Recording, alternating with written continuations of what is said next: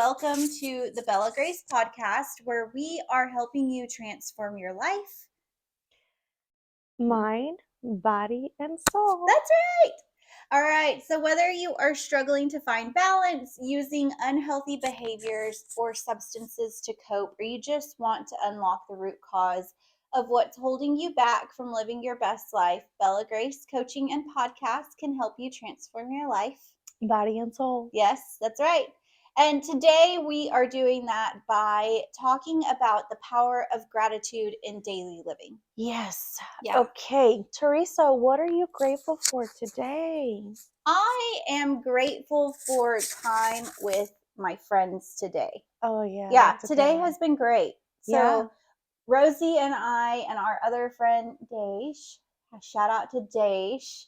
Hi, Daish. Yes. I hope you're watching this. I know. I hope you're listening. Yeah. I hope you had fun. It was her first thrift store experience. Yes. It was so much fun, guys. We went out for brunch, and then we went to a thrift store, and it was Daisha's first time, and I'm pretty sure she's going to be back. Yeah, I think she enjoyed it. Yeah, it was really fun. Yeah, so we both grew up going to thrift stores. Yes. I've always loved it. Yeah. I think thrifting it's a good way to save money.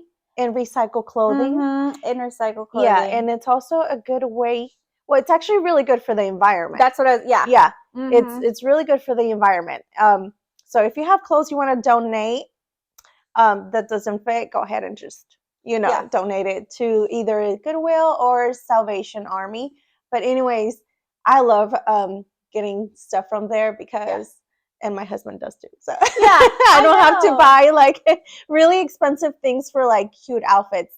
So I always go find random pieces. This sweater actually is from the thrift store. I love it. My boots are from the thrift store. And they're like brand new. I know. So I was cute. Like, what? They're my size. Yeah, and it's raining. So if you guys hear, Rosie, we were doing a test a second ago, and she brought up the fact that it's raining. So if you hear thunder, lightning, rain, that's what's going on. It is torrential downpour in Dallas today. I don't know if you had trouble getting back from the thrift store. I did. Yeah, I did. I was worried because I'm in Nick's electric car. And I was like, I don't know what happens if you flood an electric car. Oh, no. Yeah, that doesn't sound like a fun thing. Yeah. That sounds like... Oh, I was really worried. Yeah, no. Well, I was scared because Dallas drivers are the worst. Drive here. Yeah. No. I don't know. I mean, I grew up in Chicago, and traffic over there and drivers over there are crazy. But Dallas, y'all are some crazy people. Yeah, we don't know how to drive. Yeah, no, not at all. But I was really scared for that, and I was like, oh my god. Yeah, no, but it was okay. I mean, there was water, and I mean, but we made it. Yes, we made it, and I'm grateful for that. So yes, Okay, so let's start out by kind of defining, talking about what gratitude is, because I feel like it is kind of like self-care, like we were talking last week. It can be kind of a fad, like a cliche of like, oh, I'm doing my self-care. Oh, I'm practicing gratitude today. So what is gratitude to you? What does it mean to practice gratitude for you? For me, practicing gratitude means counting my blessings. And what that means to me is being grateful for the stuff that I do have instead of the things that I don't have. Yeah. And it's food and my health. I'm grateful for another day. I'm grateful for my family, my children, and I'm grateful for my job, my car, my house. I mean, the list goes on and on. But that's what gratefulness means to me. What does you being grateful means to you? For me, it's kind of the same thing. It is being aware of the things that you have to be grateful for and bringing them to the forefront of your thought, because we were talking about this over brunch. You were talking about how we're more likely to be drawn to the negative in life. Yeah. And I didn't share this at brunch because I had to potty. But you missed the good table conversation. I know, y'all. I came back and y'all were cracking up, and I was like, okay, I walked away at the wrong time. When are we not laughing about we are. things? But so what I didn't share was there's this illustration, and you see it there. It's on TikTok, it's on Instagram, but it's a professor had a big, huge whiteboard, and he put one small little black dot in the middle of the whiteboard. And he asked his class, what do you see? And most of the people in the class said a black dot. And he said, there's all this white space, and all you see is the black dot. You don't see a big whiteboard. No. Even though there's more whiteboard than there is a black dot. And it's because we're drawn to the darkness. Like, we think about it, like, if you walk into a room, you're drawn to certain objects, right? Or the person wearing the red dress. Exactly. Like, your eye is naturally pulled to a certain direction. Right. We're naturally drawn towards our problems. We see our problems. We see the stress. We see. I guess that's just being part of being a human. It is. Yeah. And so we actually have to be intentional about seeing the good. And when you see the good, you're training your brain to look for the good. And so you're more likely to intentionally seek out the good when you practice gratitude. So for me, it is being intentional about seeing the good in my life. And focusing on it. Yeah. And I created a daily journal. And a gratitude journal. Yeah, so it is, and it's on our merch store. You can go get it. But it is the Daily Dose Journal. Okay. And it's all about changing your life by being intentional and getting your daily dose of the feel-good neurotransmitters. So it's dopamine, oxytocin, serotonin, and endorphins.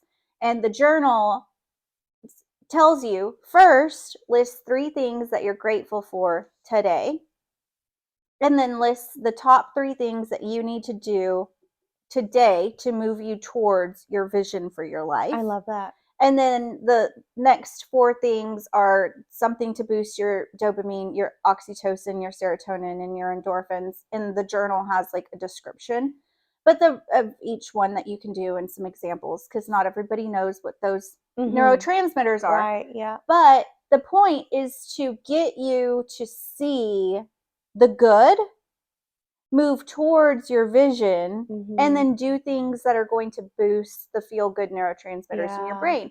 Because it's so important that we see the good and that we move ourselves towards something. Right. Otherwise, we get stuck and we get sad, we get depressed, we get anxious because we feel out of control. Yeah, especially with this weather outside. So it's a little chilly, and it's also cloudy, and it's been raining on and off, and it's just, it's crazy, guys. Yeah. But I actually have a gratitude journal too that Daesh gave me. Oh, really? Yeah, she did. Speaking of Daesh. I know. We're going to have to tell her, you're all over this episode. You need to listen to this, yes. Yeah. So she gave me this journal like before I had surgery, like 8 months ago or whatever. Because she knew I was going to be stuck home, and I wasn't going to be going out a lot, and I was going to be in recovery. So I guess she figured I needed something to do, and that was great because I actually did use it. I should have brought it with me. I would have loved to see what I wrote, but yeah, it was just like, okay, for those days when you're like having, a rough day, or you're just, you woke up and you're like on the wrong side. I guess you woke up on the wrong side of bed, and you're like, oh, today's not my day. I spilled coffee on myself, or I have a list of things that I have to get done, or it's just I'm been struggling with this for the last couple of days. Yeah. But when you focus on the good things in your life, I feel like it shifts things in your brain, and your mood, and your life, because you're shining the light on the good things instead of the bad things. Yeah. And I think it's important because when, like I said, when you're going through something, if you're only focusing on the bad, it can lead to depression. It can lead to so many things. It can lead to stress. It can, yeah. Yeah. I know in church, like, they encourage you, if you're going through something, pray for other people who are going through that. Yeah. Like, if you're sick, pray for the sick. If you're going through financial troubles, pray for someone who is going through financial troubles, because it takes the focus off of you. Yeah. And it gets you out of your own head. And it's the same thing with gratitude. Like, if you stop focusing on, I could be ungrateful. I could say, I wish my house was bigger. I don't. Side note, I don't. I love my house. That's a lot of cleaning you're gonna have to do. My house is the size that it is on purpose. But I could very easily be totally discontent with, oh, well, my cabinets aren't the right color, or I wish I had different countertops. I wish I had a bigger house. I wish this, I wish that. And it makes you forget that you have a home. That you have a home. A good home. There are tons of people out there who are unsheltered. Yeah. Who would love to have your home. Yeah. Right? And it doesn't mean that I shouldn't aspire for more. Like, if I want a bigger house, I should do it. My dream is to have a tiny house on a piece of land somewhere. I want to downsize. You want a tiny home where it's just you and your cat. Well, yeah, me and my husband and the cat and the dog, because every time my child gets an animal, it ends up being mine.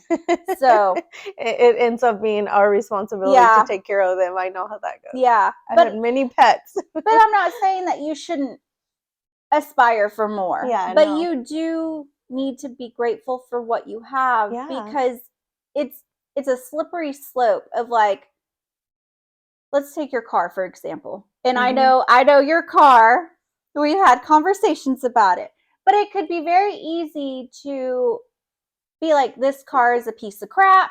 I hate it. Like, that, whatever. And you stop taking care of it because it doesn't matter. You don't want it. You have resentment towards it. And so you stop paying attention to it. Yeah. And then before you know it, like, the tires have gone bald, and then you have a blowout on the side of the road, all because you had this resentment towards your car.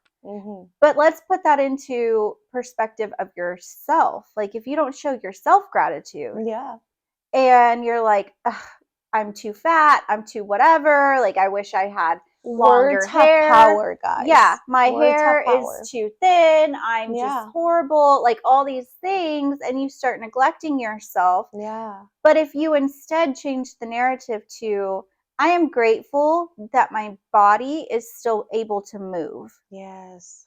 And then that tells your brain, oh, she likes that her body can move. Let's move the body. Yeah.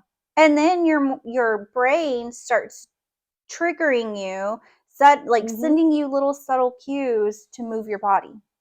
Wow. So it is hardwired in your brain to make your thoughts a reality. Like, whatever you say, your brain starts to try to make it true. So if you tell yourself, I'm grateful for the fact that I can see. Yeah. Or I'm grateful for my health, then your body is more inclined, your mind is more inclined to start to move you in that direction. Yeah. So I was saying that gratitude went a long way in a season of my life, or should I say our lives? Yeah. When my husband and I, we were struggling, and I mean struggling financially. And instead of me focusing on what we didn't have, I was counting my blessings. I was focusing on what I do have. Yeah. Like, whether it was just rice and beans and maybe some cheese and some tortillas to make quesadillas for me and the kids or whatever. Yeah. It was something that it's so simple, but yet I was grateful that we had that, because at least we had food. Yeah. And I was like, well, we have running water, we have electricity, we have a home, we have a car that works. My husband has a job, we are healthy. Yeah. And those are things that I was like, we are rich. Right. And every time I look back, I was like, man, when we really think about how we lived, we're like, wow, that was a very harsh season. But you know what? It doesn't feel like it because because I was always counting my blessings. Yeah. I was always focused on the good instead of the bad. We were together. Our life was very simple, and yet it's still very simple. Yeah. But because we were so grateful for that, and we practice the law of gratitude. Yeah. When now that we have things that we prayed for, we are really grateful that we have those things, and we're like, God, you answer my prayers, and I'm grateful for that, because we have come a long way from where we used to be. Yep. And although that was a very hard season, like, it taught us a lot, and I'm grateful for that, because we're not where we used to be, and we're more grateful now where we are. Yeah, for sure. And that's what I was going to say. You practice the law of gratitude, the practice of gratitude when you didn't have much. And now that you have more, like, I'm more grateful you're for more it, and grateful. I appreciate it more. Yeah. And if you keep doing that, it just continues that cycle of like constantly being able to be grateful for where you are, no matter where that is. Yeah. And if something, God forbid, happened and y'all went back to struggling financially, guess what? You know you can handle it. Yeah. And you know it can be great because you've been there and you saw the good in it, and you know that it will be okay. Yeah, and I think it's something also that I went through when I as a child, where my mom, I grew up in a single mom environment. So my mom taught me to make the best of everything I had. Yeah. So now with everything, I always find a solution, and I'm also making the best of everything I have. And that's something that I'm also trying to teach to my kids, like, hey, well, focus on the good. Focus on what you do have, what you don't have, because having more doesn't necessarily make you happier. No. And so if you're grateful for what you have, you open the door to more blessings, to you being more grateful for the stuff that can come to you. Yeah. Yeah. Exactly. There's a lot of things that we can be grateful for here in America. Yeah. Yeah. If you live in America, you are more privileged than a huge percentage of the world. Like, yeah. Yeah. I mean, I think one of the things that we could be grateful for is, I guess, for example, a job, because you may not like your coworkers because you can't pick them. But they're like you family. could be grateful that you have a job, because when you have a job, you're able to provide for your family. You're able to pay your bills. You're able to, buy yourself some nice little things here and there and treat yourself. But I think that's one thing people can be grateful for. Yeah, and it is easy to kind of fall into that. I hate my job. I know. I think we're all, I mean, I've been guilty of it. I've been like, today's not a good day, and it's just like oh no. Yeah. I mean, we all have those days, especially on Monday. Oh, I know. Nobody likes Mondays. No. Yeah. No. But I feel like we can, those are some things that we can all be grateful for. Another thing that you can be grateful for is how far you have come. Yes. Like, if you have struggled through certain things, and you have overcome them, you can be grateful for that, for your journey, like where you are now, because you're not where you used to be. That's something that you can give yourself grace for and be grateful for. I think another thing is also not giving up. Not giving up, because it's so easy to give up, but when you keep on working and doing the job and just doing it, even if you don't feel like it, that's something that you can be grateful for, and give yourself grace for that as well. Yeah, and I think, like, there's all kinds of ways that you can practice gratitude, right? There's gratitude journals, there's I have a friend that puts Post-it notes on her mirror for the things that she's grateful for. I just grab like a dry erase marker and I write it on my mirror. And that way I'll say, this week I'm grateful for, and I write it out. Yeah. And then I say it every time because I get ready in front of my long mirror. That's a good thing. Earlier, I was thinking when we were having this conversation during brunch, I was thinking because this year I was like, oh, I'm really going to do the jar. Oh, yeah. That jar people talk about where each week you write something good that happened to you and you put it in a jar. At the end of the year, I guess you sit around and you get some tissue paper because I'm sure you're gonna cry. Oh yeah. When you open all the little tiny notes and you say, okay, January 1st, the first week, this is the good thing that happened to me, and you're gonna be like, oh, and then you're gonna have like maybe 1,000 things that you were grateful for. Instead of you focusing on the bad, you were focusing on the good, and then you're gonna realize, oh my God, all these good things happened to me throughout the year. And I was supposed to do that, but I didn't. I don't know if I did. I don't know where the jar is, and I don't know what I wrote. So yeah. Well, and it's a good idea too. So kind of like we were talking about like the gratitude journal. Yeah. But with my clients, I make them keep track of. So I don't make them, I tell them, I suggest it, whatever. But I ask them to make a reverse to-do list. Oh. So because to-do lists aren't everybody's thing, but I do tell them, after you do something, write it down. Get a journal, get a notebook, get a Post-it note. I don't care where you do it, but this week I want you to keep track of everything that you do that moves you towards your goal. Because with my coaching clients, every week we set a goal, right? Like we have one thing that you're working towards this week that's going to move you towards your big goal. Yeah. And so and then that's kind of broken down into, okay, here's your goal for this week. What are the steps that you need to do this week to get it done? And every time they do one of those things or do something that moves them towards their goal, I tell them to write it down. Because when we meet again the next week and I say, okay, how did the week go? Did you get XYZ accomplished? And they're like, no. And then they say no. And because of that, like I got totally off track. And, if they were trying to work towards losing 2 pounds, they say, no, I didn't lose 2 pounds because on Monday I ate a cheeseburger. So then the rest of the week I ate milkshakes and French fries and did all the bad things. And I'm like, okay, well, what went right? And they can't remember. And I think it happens to all of us because if you ask me, I would just be like, I have to think really hard.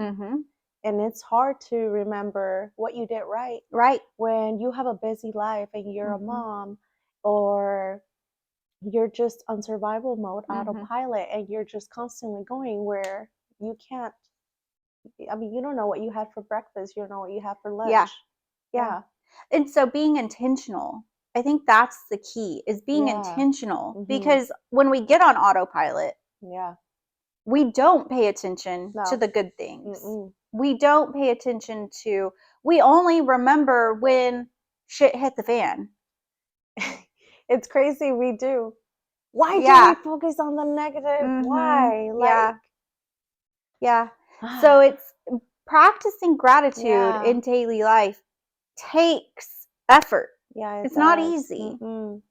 And I was like you. I was like, okay, I'm going to do daily gratitude. I'm going to do my own daily journal, because I created the daily journal, and yet I don't do it every day.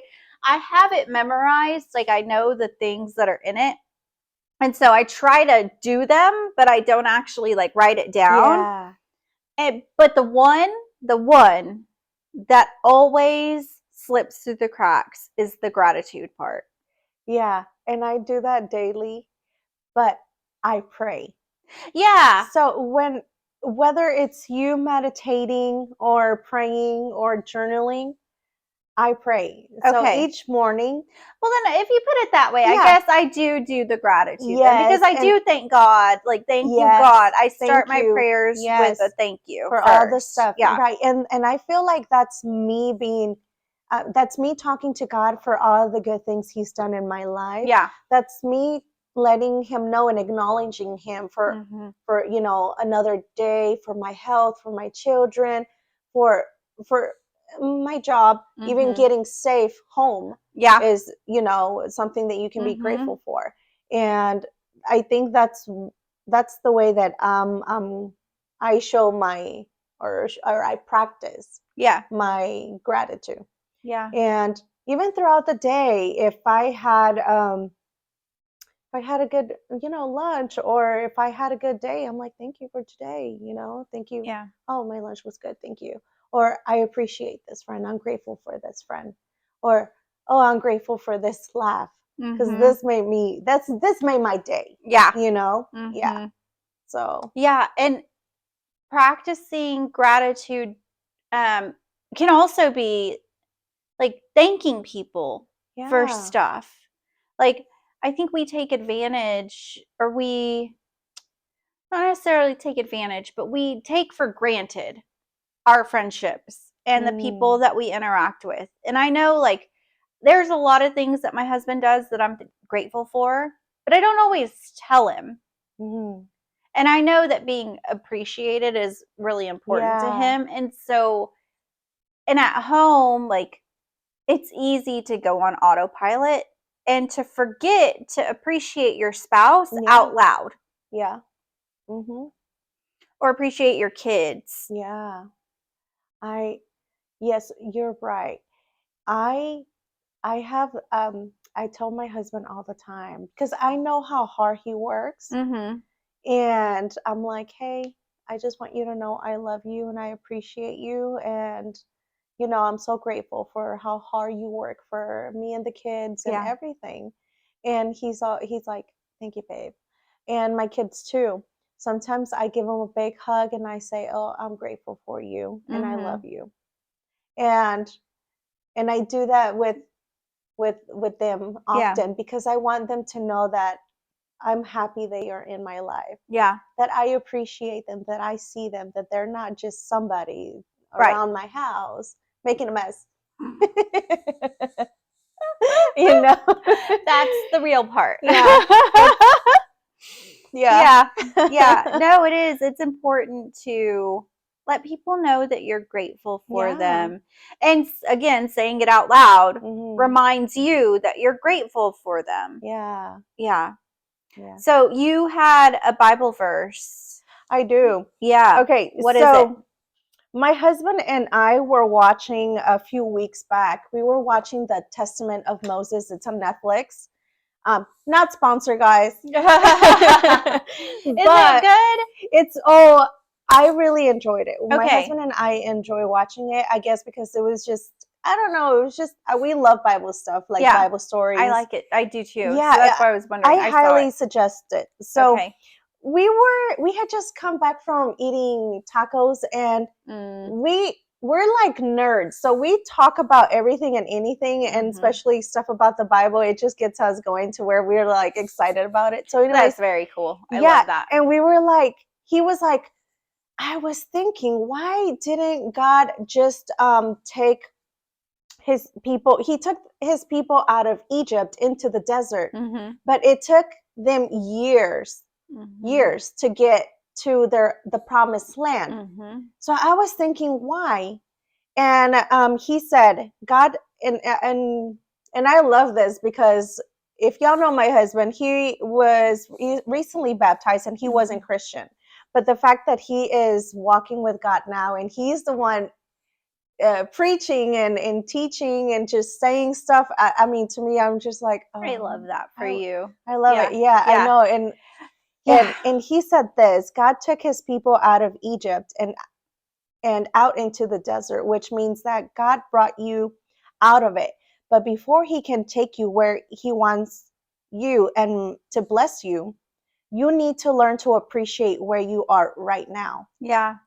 Because all the Egyptians, or not the Egyptians, all the Israelites. Yeah. Thank you. I always get all of my tribes and everything in the Bible confused. Yeah. All of the Israelites, they complained. Yeah, they did. Constantly. Mm-hmm.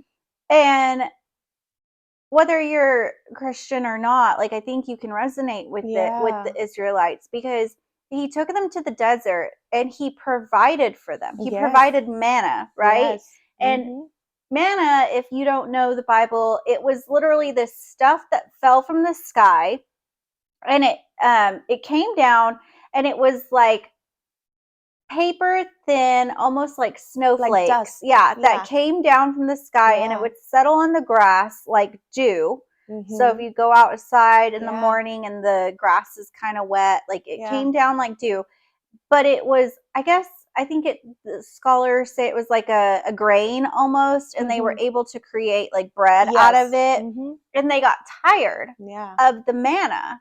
They were like, when are you going to give us something else? We should have stayed in Egypt where we were eating meat. Yes. And vegetables and fruit. And, we had all this stuff. And God was like, I brought you out of there. I took you out of slavery. Yeah.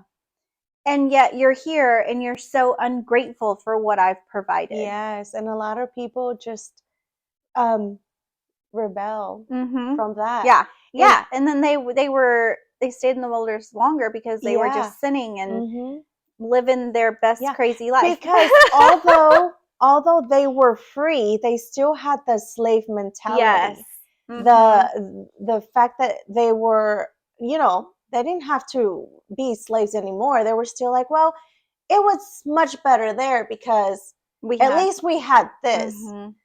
And they needed a lot of healing from that, but they didn't know that because they were still stuck in their old ways instead of just, wow, I'm out. I am free. Mm-hmm. I don't have the nice comfy home I had. I don't have the steak anymore, but I am healthy. I don't have to work under a pharaoh anymore. Mm-hmm. I don't have to be a slave anymore. Yeah. If they could just focus on the good thing instead of what they didn't have, I think God would have been like, okay, guys, get your stuff and let's go. Yeah. But they would have.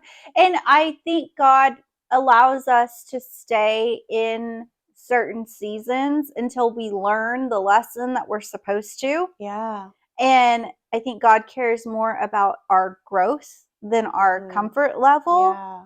And I think that he is willing to let us suffer. Like, think about your kid, right? Like your kid wants to eat candy for breakfast, lunch, and dinner, but you're not going to let them, even if they're throwing a temper tantrum, crying, having a total meltdown on the floor, because you know better.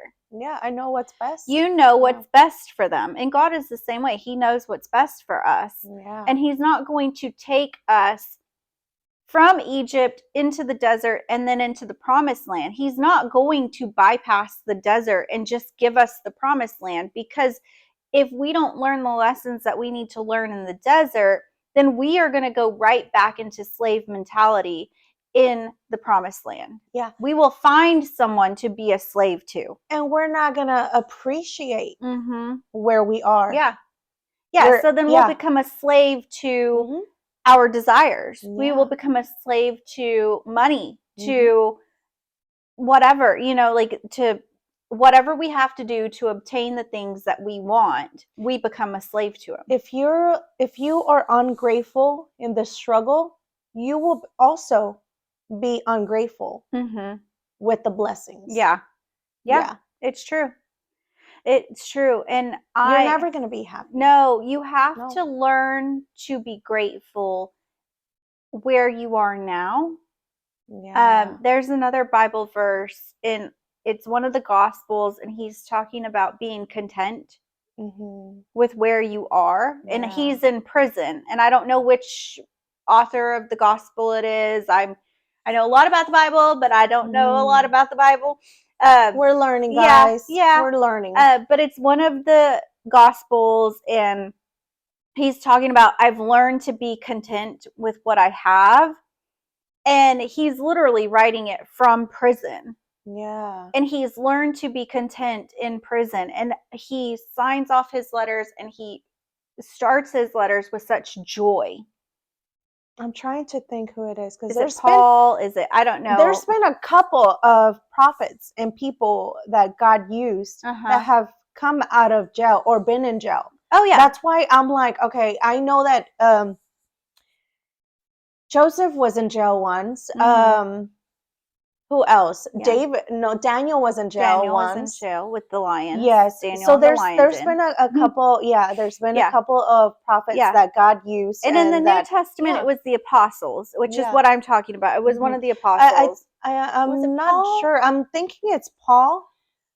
I'm thinking it's him, but I'm not too sure. So I don't. Hey, we're not. Look it up, guys. Do your homework. Yeah, we're not as Bible savvy as Arthur and his friend. I'm sorry, I'm blanking on his name, but our friend Arthur has a podcast called Outside the Church Walls. Okay. And they are like on it. They have their Bible and they talk about the Bible verses, and I'm like, I'm not there yet. But so shout out to Arthur. I did not bring my Bible, guys, or else I would be just but shout out to Arthur and Beyond the Church Walls, or Outside the Church Walls. I'm sorry, Arthur, I'm totally botching it, but that's a really good podcast. They talk about being your authentic self inside and outside of church, and being, being true to yourself and being true to who God says you are. Great podcast.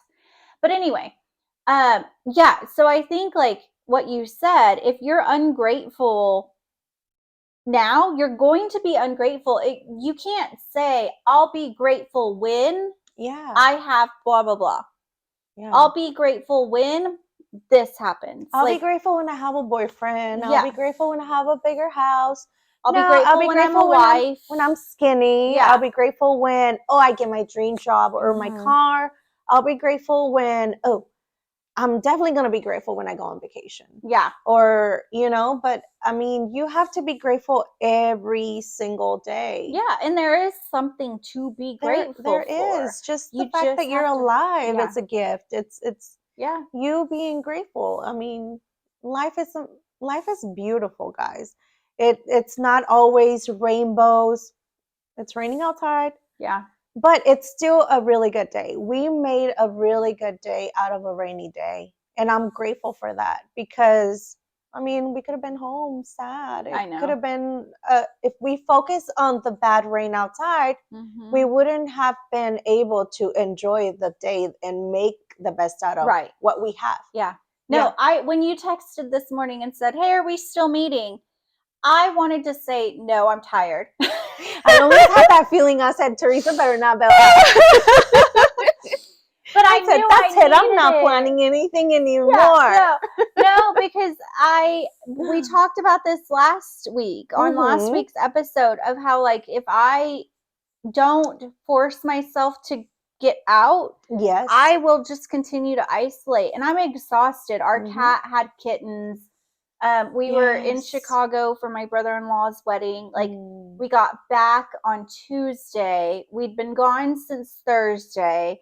Our flight we missed our flight. Not even going to go there. Oh no.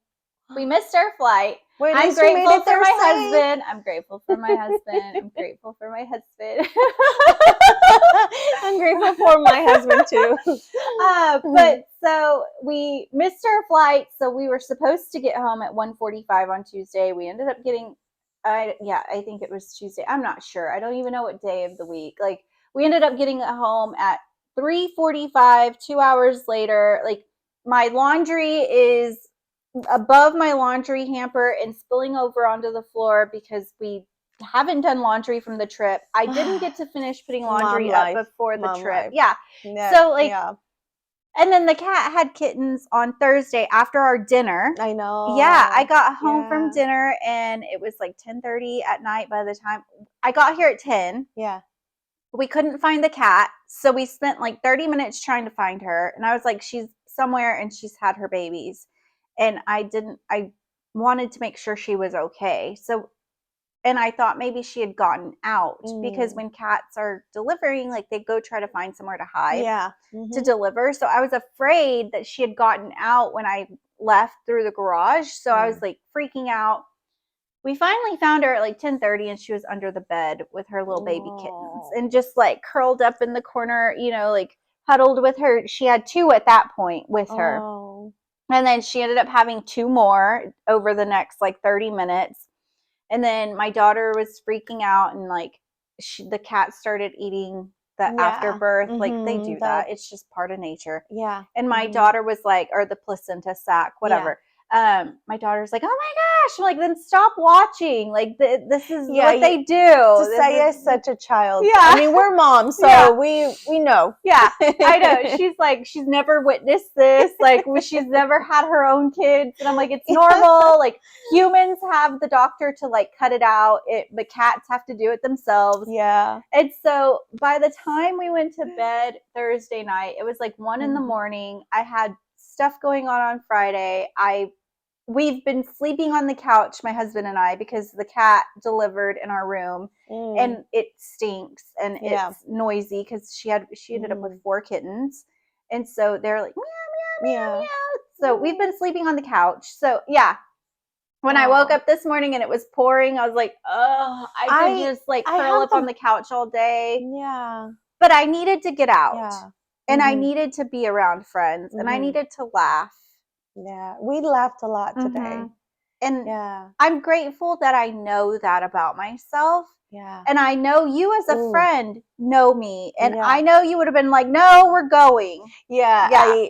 I'm the friend that forces you guys. Yes. I'm the friend that forces and sort of like pushes. You push us out of our comfort zone. I do, because I know what that's also like. And I also have learned the hard way to get myself out of it, and it's not easy.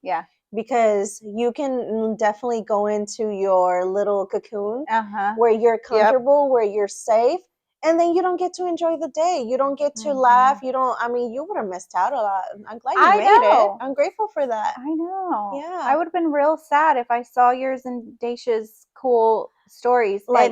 I'm going to send this picture. I'm going to post this picture on Instagram. And I'm going to tag Teresa because she's supposed to be here, and I'm going to make her jealous. No, I'm not. I don't do that. But I mean, I'm glad that you joined us. I'm grateful that you did, because we had so much fun. Yeah. Okay, so we talked about things that you can be grateful for. Yes. We talked about how to practice gratitude. And just to recap, like, you can be grateful for... Did we cover everything? I know. I think we did. I think we can be grateful for kind people. Oh yes. I think because I feel like kindness helps. Like if I'm grateful for those nice people. Because if I'm having a hard day, you know those people that give you a smile. Yeah. I mean, like our cashier at the Salvation Army was grumpy. She was so grumpy. Oh no, mine kept talking, and I was not trying to have a conversation with him. Can you stop? I'm trying to get over to the podcast. I gotta go. I was just like, I mean, I'm usually, I go along with their conversations, but then he started talking about the Titanic, because I bought this little white purse that reminded me of the Titanic. Oh yeah. Or where it's so tiny and cute that I feel like I could. It looks like antique-y. Yeah. And I feel like if someone was to get me mad, I would be like, boom, boom. No, I won't do that either. But maybe just for fun on somebody, I love, because I know they won't take it personal. But But he started talking about history and other things, and I'm usually like, I love, I'm a nerd. So I love talking about stuff like that. But in this occasion, I was just like, can you speed it along? Yeah, I was like, I don't know what you're talking about. But it does make a huge difference when you smile at someone, and then, acknowledging, thank you for your smile, or even just to yourself. Like, that was really great. And returning the smile. Yeah, I'm grateful for those people. For those people that have a good attitude. Because I'm sure it's not easy for them as well. And I'm sure they have their hard days as well. Oh, yeah. Especially when you work in customer service. Yeah. I mean, be grateful for those good people. Yeah, for sure. And then you can practice gratitude by journaling, just saying it out loud to yourself, writing it on your mirror, post-it notes, prayer. Thank you for reminding me that is practicing gratitude. It is. And it's probably, if you're Christian or spiritual, it's probably the most powerful form of gratitude, because you're thanking God and you're reminding yourself too of all the good, of the blessings that you have, how good God has been to you. So what else? I think that's it. So just a reminder, practice gratitude. It can have a huge impact on your life. It helps your mental health. It helps you remember that you are moving towards your goals, and tell people that you're grateful for them. When you practice gratitude, and gratitude for when you're grateful for how far you have come and where you are now, it opens up doors to other blessings and God's promises and good things in your life. Because the more you practice gratitude, the more good things come to you. Yes. Yeah. I love that. Wow.